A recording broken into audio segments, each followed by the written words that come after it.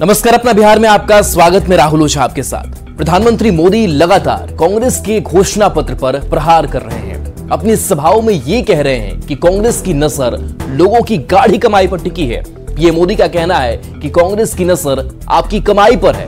कांग्रेस आपकी कमाई की जांच कराएगी, फिर संपत्ति को कब्जे में लेकर बांट देगी। आखिर पीएम क्यों बार बार कांग्रेस के मैनिफेस्टो का जिक्र कर लोगों की संपत्ति लिए जाने का गंभीर आरोप लगा रहे हैं? रिपोर्ट के जरिए समझिए। आपकी मेहनत की कमाई, आपकी संपत्ति पर कांग्रेस अपना पंजा मारना चाहती है।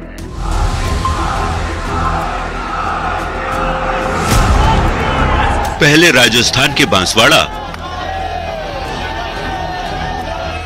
और अब उत्तर प्रदेश की अलीगढ़ की चुनावी रैली में पीएम मोदी ने कांग्रेस के घोषणा पत्र पर जोरदार प्रहार किया। पीएम ने साफ कहा, देश की जनता की गाढ़ी कमाई पर कांग्रेस के पंजे की नजर है। कांग्रेस मां बहनों का सोना लेकर घुसपैठियों को बांटना चाहती है। कांग्रेस और इंडी गठबंधन की नजर अब आपकी कमाई पर है, आपकी संपत्ति पर है। माताओं बहनों का मंगल सूत्र अब सलामत नहीं रहेगा, ये कांग्रेस ने कहा है। पीएम मोदी ने बड़ा आरोप लगाते हुए कहा कि कांग्रेस जनता के पैसों की लूट को अपना अधिकार मानती रही है। साथियों, जनता के धन को लूटना, देश की संपत्ति को लूटने कांग्रेस अपना जन्मसिद्ध अधिकार समझती है। कांग्रेस के घोषणा पत्र पर पीएम की टिप्पणी को लेकर राहुल गांधी ने पलटवार किया। अपने एक्स साइट पर पोस्ट करते हुए राहुल ने लिखा, मतदान में निराशा हाथ लगने के बाद पीएम मोदी जनता को मुद्दों से भटकाना चाहते हैं। तो कुछ ऐसी ही बात बिहार में नेता प्रतिपक्ष तेजस्वी यादव भी कहते हैं। कहा, हार देखकर पीएम सांप्रदायिक बातें कर रहे हैं, लोगों को मुद्दों से भटका रहे हैं। इस तरह की बातें हम तो पहले से कहते रहे। जैसे जैसे हार दिखता रहेगा उस हिसाब से ये लोग हिंदू मुस्लिम मंदिर मस्जिद की बात करेंगे। इसलिए आप सब लोगों को समझना पड़ेगा कि इनकी उपलब्धि जीरो है, इसलिए ये फिर कम्युनल लाइन पे ये बातें कर रहे हैं। जैसे जैसे चुनाव एक के बाद एक फेज पार कर रहा है, प्रधानमंत्री मोदी का विरोधियों पर प्रहार और भी तेज होता जा रहा है। कांग्रेस के घोषणा पत्र को लेकर पीएम के वार पर विपक्ष भले पलटवार कर रहा हो, पर प्रधानमंत्री ने कांग्रेस के मैनिफेस्टो को लेकर गर्म मौसम में सियासी उबाल जरूर ले आए हैं। न्यूज़ 18 के लिए पटना से धर्मेंद्र कुमार के साथ ब्यूरो रिपोर्ट। बीजेपी ने इंडी अलायंस के खिलाफ आरोप पत्र जारी किया है। पटना में बीजेपी ने प्रेस कॉन्फ्रेंस कर आरोप पत्र जारी किया है। बीजेपी ने कहा है कि इंडी अलायंस का नकली राष्ट्रवाद है। बिहार बीजेपी अध्यक्ष सम्राट चौधरी ने कहा कि लालू प्रसाद का जीवन परिवार के लिए समर्पित है। कांग्रेस ने 55 साल तक राज किया। आरजेडी सरकार में भी कभी चारा खाया तो कभी अलकतरा पिया गया। आरजेडी के शासनकाल के बारे में सभी जानते हैं, जब बिहार की शिक्षा व्यवस्था चौपट थी, स्वास्थ्य व्यवस्था का बुरा हाल था और इंफ्रास्ट्रक्चर का बंटाधार हो गया था। बिहार की जनता को यह तय करना होगा कि अगले 20 साल लालू परिवार को सत्ता नहीं मिल पाए। नमस्कार, न्यूज़ 18 बिहार झारखंड में आप सबका बहुत बहुत स्वागत है। बिहार बीजेपी ने चार्जशीट पेश किया है, सामने रखा है। नाम है इसका महागठबंधन बिहार को पीछे करते परिवारवादी। और इसके बारे में बातचीत करने के लिए हमारे साथ हैं बिहार बीजेपी के अध्यक्ष और डिप्टी चीफ मिनिस्टर सम्राट चौधरी। आपका बहुत बहुत स्वागत है। ये जो दिया है आपने चार्जशीट, इसमें शिक्षा के बारे में, इंफ्रास्ट्रक्चर के बारे में, स्वास्थ्य के बारे में, देखिए हम लोगों ने एकदम स्पष्ट तौर पर कांग्रेस के पाप गिनाए हैं। कैसे 55 साल राज करने के बाद भी भारत नहीं बढ़ पाया और घोटालों की सरकार बन गई। राष्ट्रीय जनता दल ने कैसे बिहार को लूटने का काम किया और किन किन चीजों में लूटने का काम किया। कभी चारा खाया, कभी जमीन हड़प लिया, कभी अलकतरा पी गया। यही है कैरेक्टर गठबंधन के लोगों का। भारत को श्रेष्ठ बनाने का काम सिर्फ नरेंद्र मोदी की सरकार ही कर रही है। इसके पहले कई सरकारें हम लोगों ने देखी है, कोई भारत को आगे बढ़ाने की बात नहीं करता था। अभी जो मुद्दे उठ रहे हैं इसमें उद्योग की बात होती है कि उद्योग चौपट हो गया, किसान बदहाल हैं, इंफ्रास्ट्रक्चर जो था वो खराब हो गया, यहाँ के जो उद्योग और व्यापारी थे वो छोड़ के चले गए, अभी तक मतलब उसका असर बिहार पे कहीं न कहीं दिख रहा है। तो इसको अपने सीधा सीधा टारगेट किया कि उद्योग व्यवस्था चौपट हो गया, लेकिन आप लोगों का क्या रहेगा ये भी जरूरी है। आरोप लगाने के अलावा ये भी जरूरी जानना कि आप लोग क्या बता रहे हैं। बिहार की जनता को तय करना होगा कि अगला 20 साल तक लालू प्रसाद जी का परिवार सत्ता में नहीं आए, ये लोग आएंगे तो बिजनेस कभी खड़ा नहीं हो सकता, उद्योग धंधे खड़े नहीं हो सकते। ये आएंगे तो गुंडे आएंगे, ये आएंगे तो अपराधी सत्ता में आएंगे, ये आएंगे तो भ्रष्टाचार होंगे। तो जब लोगों में डर होगा तो लोग उद्योग कहां से लगाएंगे। का सिलेक्शन हुआ है, चयन हुआ है उम्मीदवारों को, उसमें साफ तौर पे वैसे लोग लाए गए हैं जिनका कुशवाहा परिवार से संबंध है। आप भी उसी समाज से आते हैं, तो क्या लगता है कि आपको डिस्क्रेडिट करने के लिए या आपको टारगेट करने के लिए ऐसा किया गया? ये अच्छा है, मेरे चलते यदि साथ साथ कुशवाहा भाई को टिकट मिल सकता है तो अच्छी बात है ना, अच्छा पहल है। तो आगे जो अभी 5 सीटों के लिए चुनाव होगा उसके लिए क्या रणनीति, कैसे बेहतर बनाए उसको, वोटिंग परसेंटेज को? लड़ाई है, 4 पूरी तरह हम चुनाव जीत रहे हैं, तो ये जो 1 सीट पर ही लड़ाई है एकदम कंफर्म रहेगी। ये 4 सीट पे क्या रहेगा नतीजा, क्या आपको लगा? 4 में 4-0 रहेगा एकदम। राष्ट्रीय जनता दल का खाता नहीं खुलना है, 1 सीट पे लड़ाई है, मैं पहले दिन से कह रहा हूं, कहीं कुछ नहीं है। बहुत बहुत शुक्रिया। तो ये थे सम्राट चौधरी और बता रहे थे कि जो 4 सीटों में जहां मतदान का प्रतिशत कम रहा है वहां 4-0 का नतीजा आ सकता है, लेकिन असली नतीजे तो उसी दिन जाएंगे जिस दिन वोट की काउंटिंग होगी।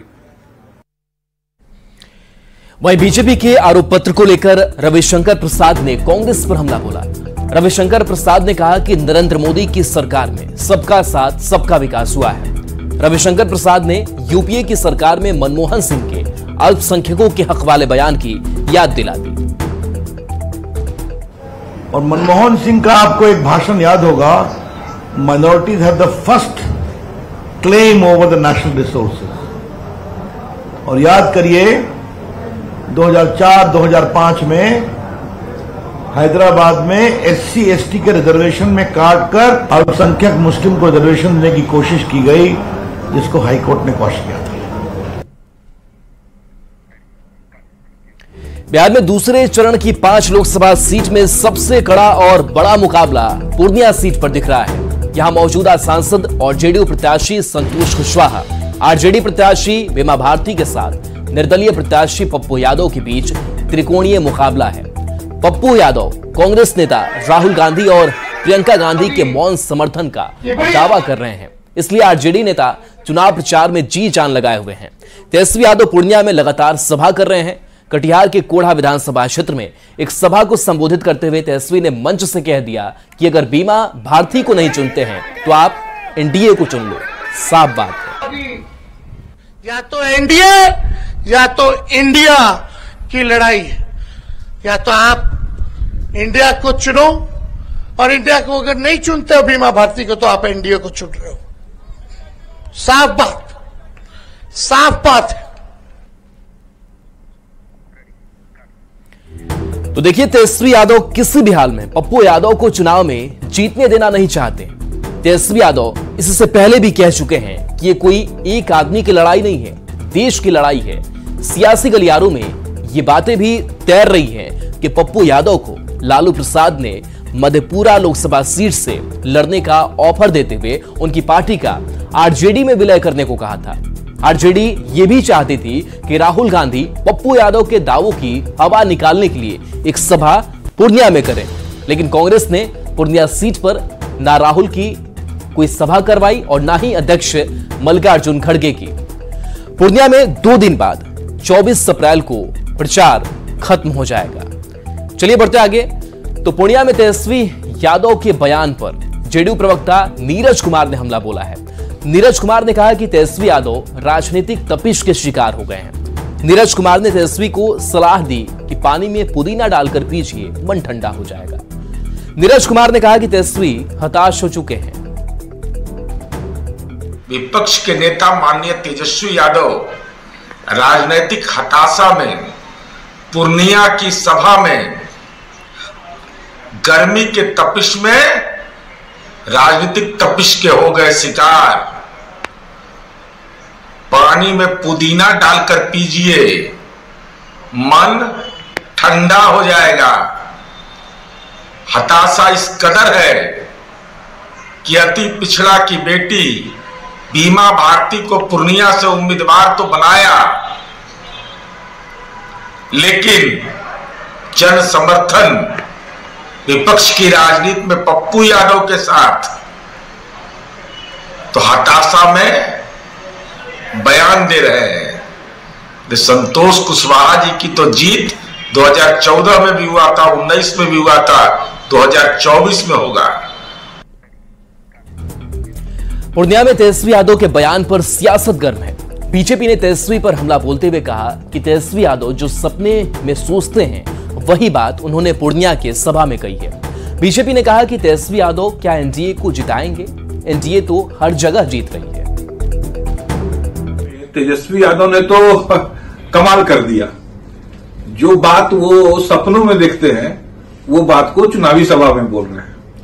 ये हकीकत जान चुके हैं कि उनके जो इंडिया गठबंधन के लोग हैं, इनके पास में कोई वोट कोई बिहार में बचा नहीं है। तो क्या करे? तो इसमें एनडीए को जिताओ या इंडिया को जिताओ। बीमा भारती नहीं जीतती है तो एनडीए को जिताओ। अरे आप क्या जिताएंगे? एनडीए तो हर जगह जीत ही रही है। इसके लिए आपको अपील करने की जरूरत नहीं है। अमित शाह के जंगल राज वाले बयान पर प्रतिक्रिया देते हुए आरजेडी नेता तेजस्वी यादव ने उन्हें सतुआ पीने की सलाह दी है। तेजस्वी यादव ने कहा कि सत्तू पीने से शरीर ठंडा और दिमाग शांत रहता है। दरअसल अमित शाह ने कटिहार दौरे में आरजेडी पर जमकर हमला बोला। इसके बाद तेजस्वी का यह बयान सामने आया। तेजस्वी की सलाह पर एनडीए के नेताओं ने जोरदार पलटवार किया है।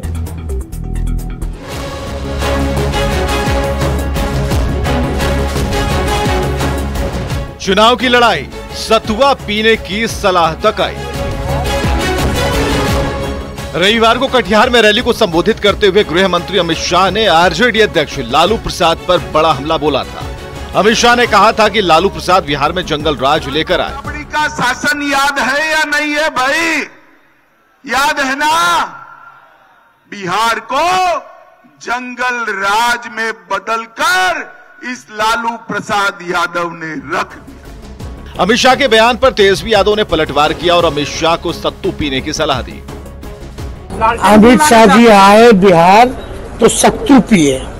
सत्तू पीने से शरीर ठंडा और दिमाग शांत रहता है और बिहार के बारे में ज्यादा जानकारी प्राप्त कर सकते हैं। तेजस्वी के बयान के बाद बिहार में सत्तू पर सियासत तेज हो गई। सबसे पहला और बड़ा हमला किया जेडीयू के मुख्य प्रवक्ता नीरज कुमार ने। आपके पिता जब कैदी नंबर 3351 के रूप में कोटवार जेल में निवास कर रहे थे, प्रवास कर रहे थे, तो सत्तू का बेहतर इस्तेमाल किया था। बीजेपी विधायक संजीव चौरसिया ने भी तेजस्वी यादव के सत्तू वाले बयान पर पलटवार किया। संजीव चौरसिया ने तेजस्वी यादव पर सत्तू का मजाक उड़ाने का आरोप लगाया। जो सत्तू बिहार की संस्कृति, गरीबों की पहचान है, वो उस प्रकार के मजाक उड़ाने का काम करते हैं। ये उनकी पहचान तो है, उनके परिवार का भी पहचान है। कुछ दिन पहले तेजस्वी यादव ने मछली और संतरा खाते वीडियो सोशल मीडिया पर डालकर बिहार के राजनीतिक माहौल को गर्म किया था। एक बार फिर सत्तू पर सियासत तेज है। न्यूज 18 के लिए पटना से अमित कुमार और शैलेंद्र कुमार के साथ ब्यूरो रिपोर्ट। बढ़ते आगे, भागलपुर के कहलगांव में सीएम नीतीश कुमार ने जेडीयू प्रत्याशी अजय मंडल के पक्ष में चुनाव प्रचार किया। सीएम नीतीश ने अपने कामों को गिनाया। नीतीश ने यहां लालू परिवार और गांधी परिवार पर निशाना साधते हुए परिवारवाद का मुद्दा उठाया। नीतीश कुमार ने कहा कि एक बार फिर लालू परिवार को घेरा और कहा, मेरी गलती की वजह से 15 साल उन्हें मौका मिला। नीतीश कुमार ने कहा कि वो सिर्फ अपनी पत्नी, बेटे और परिवार के बारे में ही सोचते हैं। तब से है, बीच में 2 बार किसी को दे दिए, लेकिन वो गड़बड़ किया, उसको हटा दिया। इस बार फिर मौका दिया तो इस बार तो इतना ज्यादा गड़बड़ किया है इस बार तो हमने छोड़ दिया और हमने तय कर दिया कि जो भाजपा के साथ हमारा संबंध पुराना है उस संबंध को ही हम जारी रखेंगे, इधर उधर हम नहीं जाएंगे, सब लोग मिलकर के काम करेंगे। भूलिएगा मत, हम तो आए 5 में और उसके पहले जो थे जिनको 15 साल मौका मिला, अब मेरी ही गलती थी, एक आदमी को बनाने में मेरी भूमिका भी थी, लेकिन बाद में जब वो गड़बड़ करने लगा तो हम तो छोड़ करके 1994 में निकल गए, लेकिन उसको भी गड़बड़ी में 7 साल के बाद उसको मिली तो उसको छोड़ना पड़ा, तो उसके बाद फिर अपनी बीवी को भी लगा दिया। अब यही सोच लीजिए, पति पत्नी और उसका बाल बच्चा बेटा बेटी यही सब में लगा रहा, तो ये कोई तरीका है? कौन काम किया जी? आप जरा सा याद करिए कि शाम में कोई घर से बाहर निकल पाता था, ये हालत। भागलपुर में चुनावी जंग तेज हो गई है। एक तरफ सीएम नीतीश कुमार लगातार जेडीयू प्रत्याशी अजय मंडल के पक्ष में प्रचार कर रहे हैं, वहीं कांग्रेस उम्मीदवार अजित शर्मा के समर्थन में आज उनकी बेटी अभिनेत्री नेहा शर्मा ने रोड शो किया। करपैती बाजार से निकला रोड शो कहलगांव तक गया। रोड में पिता अजित शर्मा भी साथ थे और इस शो का वो हिस्सा रहे। नेहा शर्मा को देखने के लिए सड़क के दोनों तरफ भीड़।